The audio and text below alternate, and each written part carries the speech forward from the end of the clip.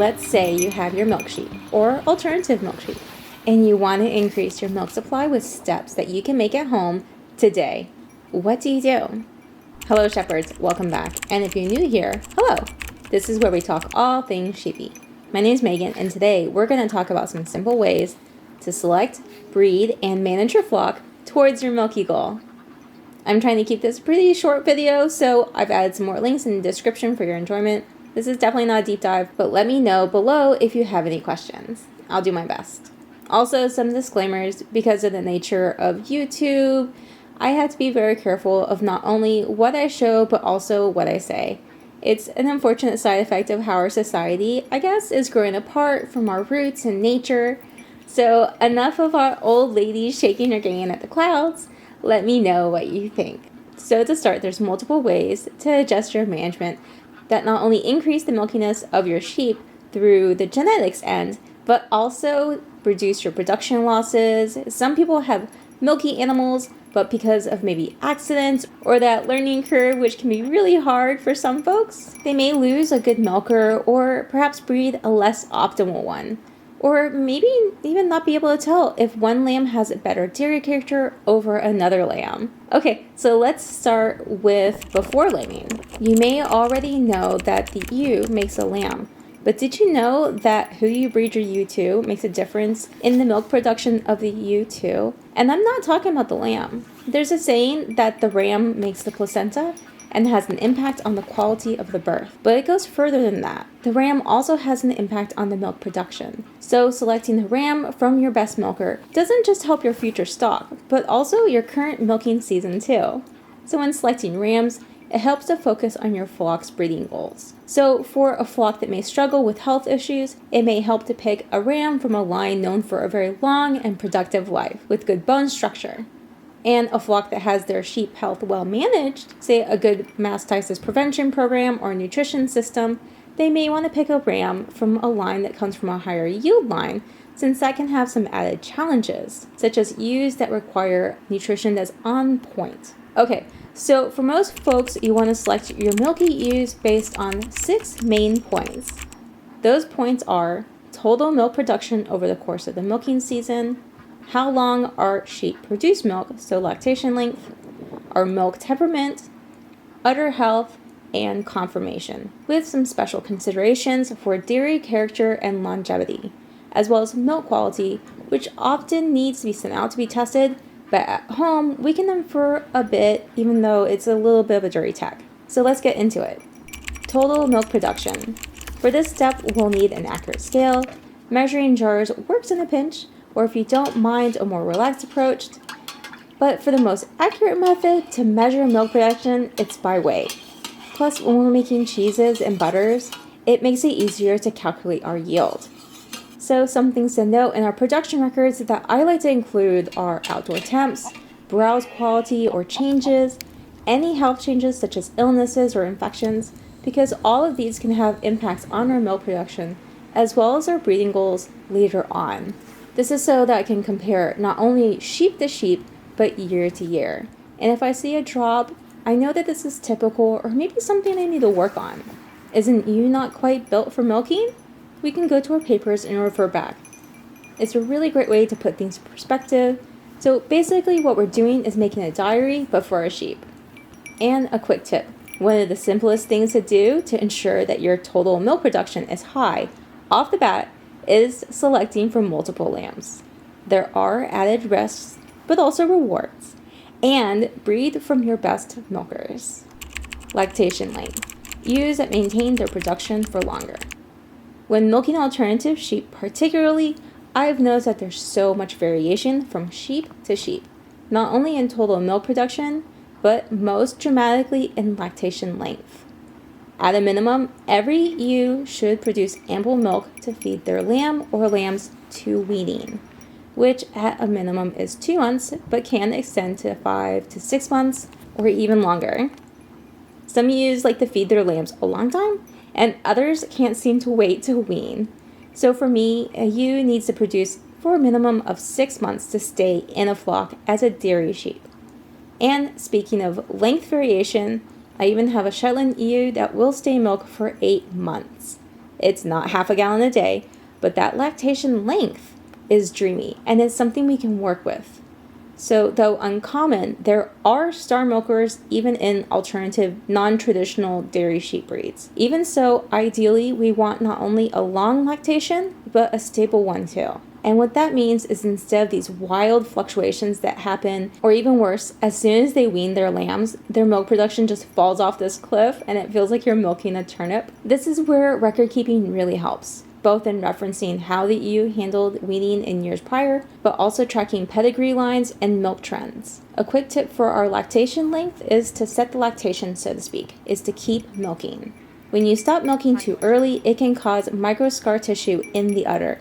So it's really important to be very committed to milking to the full lactation length so that your ewe can reach her full potential. Udder health. When it comes to udder health, there's a difference in management with regards to hand milking and machine milking. The same with conformation. There's a little more leeway in hand milking, where with machine milking, there's a standardization to fit the machine. This may impact your choices on the sheep for your flock. And that's different from the choices for those who may hand milk. And so when we're talking about udder health, I mean in general, we want low somatic cell counts to low to no mastitis history. Udder health not only impacts our loss in production due to the injury to the udder, but also in the quality of life for the ewe, as well as how long the ewe will stay in our flock. And personally, I'm looking for a really long time producer with a long and healthy life. Some people may want more like a powerhouse that produces a lot, but then may also burn out some. So when it comes to udder health and prevention management, when I've had sheep with goats, the goats were disbudded to prevent that udder injury that occurs from these stabby horns, and making sure that our udder is well balanced and even from one side to another, as unbalanced udders can be a sign of a problem. Also, making sure that the lambs nurse from both sides of the udder fully from the get-go, as well as milking out any extra, even colostrum. If machine milking, making sure that your machine has the right vacuum rate and that every part is pristine clean. Star sand is a common industry standard, and we don't want to spread infection from one animal to another. With hand milking, having some warm soapy water on hand to wash your hands in. I have wash rags for each sheep and a clean bucket as well as a dirty pail for the used wash rags. Washing the udder with warm soapy water prior to milking. So also I like to feed them after milking so they don't lie right down just outside of milking and get dirt into their udder and inviting infection. Iodine dips after milking is also a really important part of udder health, as well as in terms of preventing infections and making sure that they have clean bedding. All of these steps really help not only in current milk production, but also in the lifetime of our sheep. And in line with that, also retaining or keeping those ewes that are resilient to infections. So then we have a hardy flock that's full of ewes that can milk for a longer time. For rams, we factor in their sisters, ewes, and grand ewe. A quick tip for udder health when milking is to make sure you tune into your ewe. Feel her udder for lumps, heat, monitor the milk for signs of infection, and keeping things clean. Monitoring the udder health is the greatest preventive for mastitis and really half the battle. Temperament. Sometimes a sheep's a good pet or a wool producer, but when it comes to showing up to work each day, they'd rather play in the field. Do you have to chase down your ewe to milk? Does she lock in, or do you have to coax her to the stand? Does she kick you? Do you want her to kick you every day for the next 10 years? Because I've done that, and it sucks. All these fall under temperament, and just because the sheep is sweet and cuddly doesn't necessarily translate to a good milking temperament. First-time fresheners can and do kick, but second freshener, third freshener, there's a certain time to call it, and ultimately it's up to you to decide what your line is in terms of temperament. So when it comes to temperament and milk letdown, a sheep that relaxes or enjoys being milked not only helps your stress level, but also translates to a sheep that lets down their milk fully, which means more milk. Plus, it creates a better bond with your sheep to shepherd. And a quick tip, having a special milk stand only super yummy treat really helps motivate the sheep to load. Each sheep has their favorite snack, and some prefer sweet biscuits and others prefer a savory wheat cracker. Udder conformation. We want well-attached functional teats and balanced udder. For conformation, there's a lot to say about conformation. But to keep this long video brief, I'm going to focus on one specific part. Let's break this down. Similar to meat sheep, we want a really well-built sheep that can handle the rigors of life well into old age. But where dairy sheep diverge from meat sheep is where we want dairy character. We want our animals to put all of their energy into the pail rather than building muscle or fat. Some things to look for are angles. We want triangles, not squares or boxy sheep. Look for sleek, thin-boned, well-sprung, a rounded barrel-shaped ribcage that protrudes outward. A sheep with a good barrel capacity has more space for forage, which means more energy for making milk. We want the body to form a wedge-like shape, and this will grow with each lambing to a certain point. But ideally, we want the last rib to be longer than the first rib, making a sort of visual triangle shape, rather than, say, a rectangular shaped body. This is so that as a ewe grows through the years, it will be able to expand and support the rumen, which also then supports all of that milk production. Okay, so on to the udder. So an udder is a lot like a balloon. We want it to stretch and expand to accommodate that flush of our milk, but not so elastic that over the course of just a few years, it breaks down and becomes baggy or blows, and that makes it more prone to injury and infection. Nor do we want it so inflexible to not really expand with our milk. We want some middle ground here. And also, for a quick note for those who do machine milkers, a lot of machine milkers find that baggy udders are harder for the machines to milk, and as such they're more prone to injuries and infection. So ideally, for hand milking or machine milking, we want a well-attached udder. The ligaments kind of form a sort of bra for the sheep, keeping that udder out of danger from getting injured as the ewe hops around or runs through the fields and woods. So we want a wide attachment across the top, making an upside-down U shape. And that's more surface area for the attachment, and icky udders have little space for the udder to attach to, and little space to fill with milk or handle those years of production. Most sheep udders are really wrecked. So if you come from another dairy animal sector, yeah, you're in for a shock. Also for rams, for comparison, we're looking at their dams as well as their sisters, but also we're going to take a peek at their privilege puffs. They should be well balanced, even, and have a division between each puff. And a quick tip for conformation is to try to pick one thing to focus on. Remember, breeding is a marathon, not a sprint. Milk quality, fat and protein content.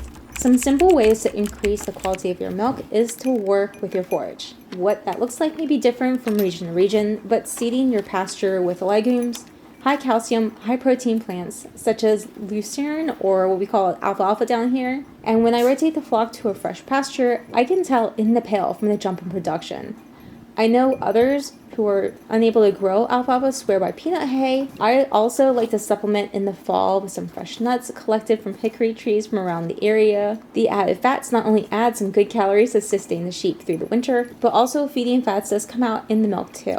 The Nebraska-Lincoln extension had publicized saying that 55% of our milk composition variation is due to hereditary.